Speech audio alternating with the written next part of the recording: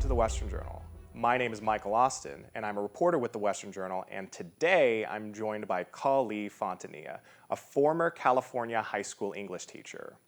Back in fall of 2020, Kali noticed that many of her English as a second language students were failing one of their courses, ethnic studies. Concerned for their academic success, Kali looked into what exactly was being taught in this course, and what she found was rather shocking. So why don't you just kind of walk us through the events that kind of happened with you in Salinas, California at that high school? Well, America was given a gift in that our schools shut down. Yes, it was really hard, but we actually got a glimpse into what is actually happening in our classrooms. And I taught the English as a second language students, and I always check their grades every week. We do a grade check. I'm always concerned with how they're doing in their other classes. And I noticed that there was a pattern of them failing an ethnic studies course. And I just noticed this pattern of my students failing the class. And because we are teaching online, I share the same online platform as the ethnic studies teacher. And so I decided to look at all of her lessons and also look at the curriculum. And it was shocking what I saw. You know, you hear the course ethnic studies and you think maybe kids are going to be learning about different cultures and, learning about their different religions or learning about, what they eat and just maybe having appreciation for different cultures. That is not what this class is. They taught the students critical race theory, both explicitly and implicitly from start to finish in this course. When it comes to, CRT related issues, it seems like the CRT BLM crowd, they're not very kind to people who oppose them. I'm Yeah. wondering, what was that like for you? Did you get a lot of pushback from those sorts of people? Absolutely. I mean, I decided to speak up at the school board meeting after I resigned. And I knew that I couldn't speak up before I resigned. Even though I spoke up Mm. online a little bit, I knew I couldn't officially speak to my district about CRT. And because the backlash is so intense. I mean, it is intense. The best way to describe it is just absolute, blatant, relentless bullying. The school board president went on Facebook and said, anti people of color came to speak up against critical race theory last night. So being labeled as anti people of color, labeled as white supremacist, labeled as a racist. I currently have someone from the district who continues to open up new accounts and I have to block them because they'll bully me and say all kinds of things. And this is a district I worked for 5 years. I gave my heart to these kids and that profession, and to be treated so badly because I don't want my students to have, I don't want America's kids to be forced this divisive racist theory is really sad, really sad. And I believe this all happened in the fall semester of 2020. Is that correct? Yes, it did. Well, my students were, like I said, were required to take the class, and I looked up at the slides and I started taking screenshots of them because I knew that the mainstream news was giving out this message that critical race theory is not in our schools. And what they're doing right now is they're actually hiding it. They are hiding it. I was lucky to get screenshots of the actual term, but there's a lot of things that go along with it that may not be explicitly stated as critical race theory, but they are critical race theory. Things like teaching your students about intersectionality. Teachers are teaching that across the nation, where basically kids are supposed to basically write down every single oppression that they have and compare that with their classmates. Or the concept of hegemony, or the concept of implicit bias and inherent racism. That is happening across the nation in teacher trainings and in our classrooms. One of the most surprising and my favorite parts from that is that the students who you talk to, they themselves hated the material. I think a lot of people just assume, okay, the kids are just going into these classes, they're soaking up all this information, but that really wasn't your experience with it. What were the kids' reaction to what they were being taught in that ethnic studies course? I asked my students I asked them, I was like, well, I'm seeing a pattern where a lot of you are failing your ethnic studies course. And I would say it was mainly boys. The boys were failing the course. And I would have kids tell me that class is so stupid. Why do we have to take this? So yeah, they definitely were questioning why they had to take the class. And I think that they felt comfortable with me telling me that, but I know that they weren't comfortable telling their ethnic studies teacher. Not all of them hated it. There was definitely some kids that are going to these courses and getting radicalized by them.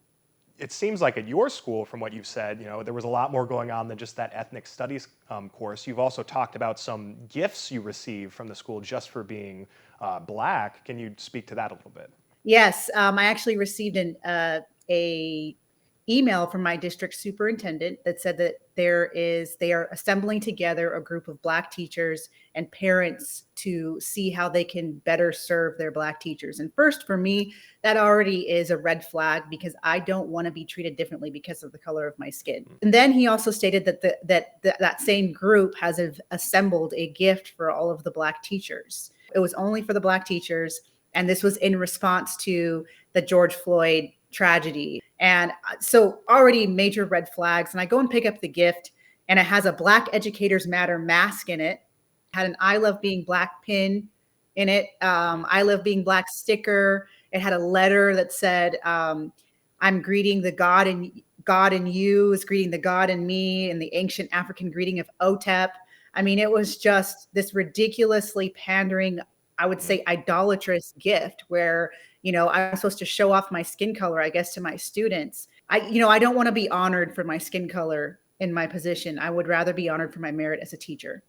One of the reasons we were so excited about having you is we've seen when it comes to this CRT debate, so many perspectives from, we've seen the administrators, what they think. We've seen a lot from the parents, but we haven't seen a lot from the teachers. And, partially that's because, their jobs are in danger if they speak out against anything the districts are doing.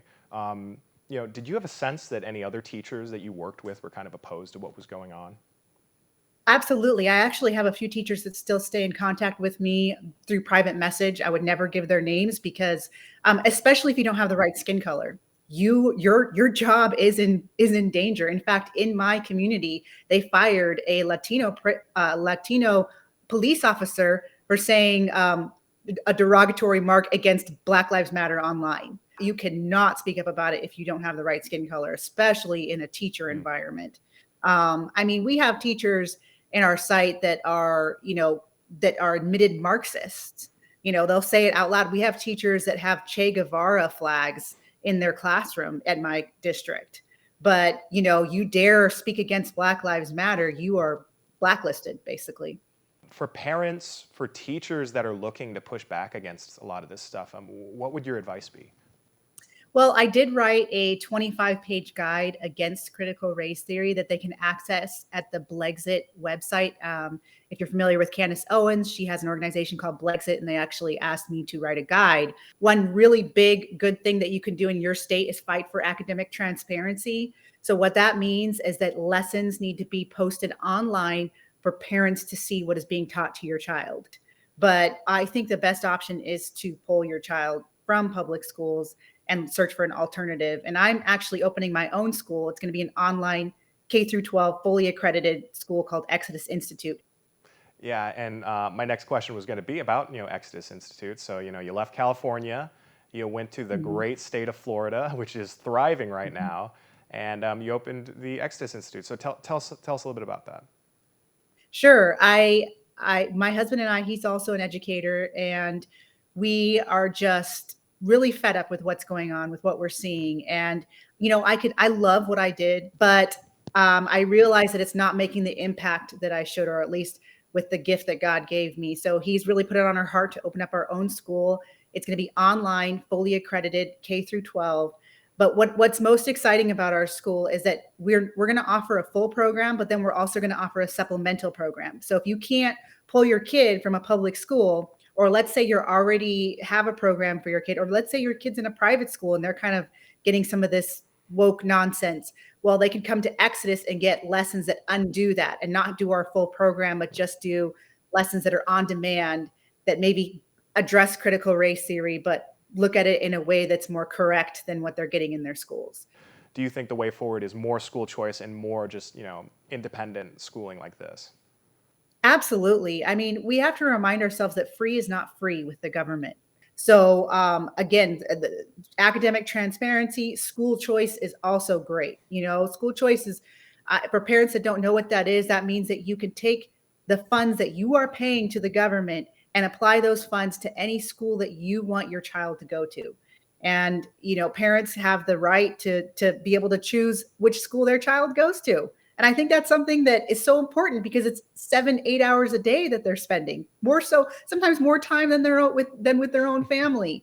So I think it's really important to just take a step back and really look at what you're doing with your child's education, because it can make a huge difference in how they're going to turn out in life. And for any listeners, viewers interested in following you or interested in joining the Exodus Institute, where can they go to do that? Oh, yes, they can go to thinkexodus.org. Thinkexodus.org. Right now, we're hoping to launch in the next month or so. It's a lot of work, and if they feel like compelled to donate to our efforts, that would be wonderful. But most importantly, just share with, if you have friends that have kids, or if you have kids yourselves, go ahead and get on our mailing list, and we'll give you guys updates on exactly where we're at with our school. It's going to be awesome. And on that note, again, thank you, Kali, so much for joining us today. You're welcome. Yeah. Yes.